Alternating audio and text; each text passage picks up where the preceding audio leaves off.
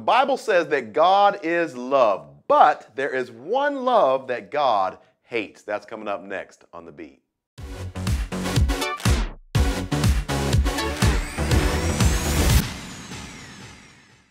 Hey everyone, my name is Allen Parr. Thank you all so much for tuning into The Beat. Today we're talking about what it looks like to be a worldly Christian, and it is my belief that one of, if not the biggest problem within Christianity today is we have too many Christians who profess to be Christians on the outside, but their lifestyle would prove otherwise. The Bible actually teaches that there are 4 different classes of people. There is the non-Christian, the baby Christian, the worldly Christian, and then the spiritual Christian. And so today, we want to focus on what a worldly Christian looks like. Speaking to Christians, James says that friendship with the world is hatred towards God. As a matter of fact, he goes on to say that when we love the world, that we are actually making ourselves an enemy of God. Jesus himself said to a church in the first century, he says, hey, I wish that you were either cold or hot. Now, he wasn't saying, I wish that you were saved or unsaved, but rather he was suggesting that cold water is good and useful, and so is hot water. But he says lukewarm water is useful for nothing,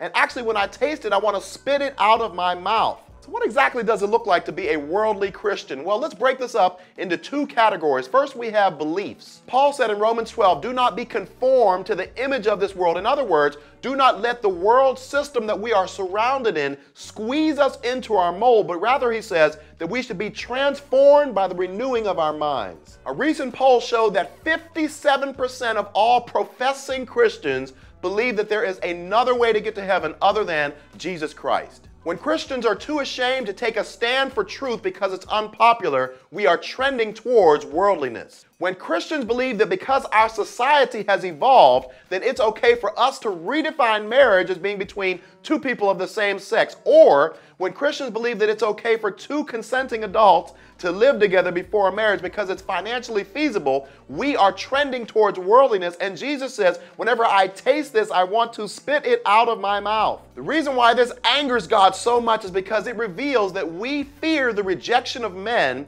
and value the opinions of men over the opinion of God. The second thing that characterizes a worldly Christian is not only their beliefs, but also their behavior. If you are living in consistent, perpetual sin, that does not necessarily make you a worldly Christian, but if your heart is no longer tender and remorseful and grieved over your sin, that could be a sign that you are trending towards worldliness. The Bible describes this as a seared conscience, comparing it to skin that is now burnt and insensitive to feeling. The second sign that a Christian could be trending towards worldliness is spiritual stagnancy. Paul said to the Corinthian church, he said, I could not speak to you as I would spiritual people. He said, I had to talk to you as though you belonged to the world. Why? Because since the time that they were saved, they had not yet progressed in their knowledge of God to get to the point where they were able to receive the deeper teachings that Paul had to give them. It's certainly normal and natural for all of us to go through high seasons and low seasons. But if there is a long period of time where we are not growing in our knowledge of God, our understanding of God, our prayer life, our Bible study, our service, our victory over sin, that could very well be a warning sign in our lives that we could be trending towards worldliness. Finally, John said that we could be trending towards worldliness if these 3 things are dominating our lives. First of all, he says the lust of the flesh. In other words, this is when we allow ourselves to be dominated with the strong desire to gratify our physical flesh and to do all sorts of different things that would make our flesh feel good. Second of all, he says the lust of the eyes, and this is when we lust after what we see, and as a result, our minds are consumed and dominated with this need to accumulate more wealth and to get more possessions so that we can have more rather than to give more. And then finally, he says the pride of life. And this is whenever we are absorbed with ourselves and do things to make ourselves look good in front of other people. We are driven by our need for attention, our need for success, and our need for recognition. And so rather than being negatively influenced by the darkness that we have in our society today, the Bible says that we as Christians should shine as lights in the midst of a crooked and perverse generation.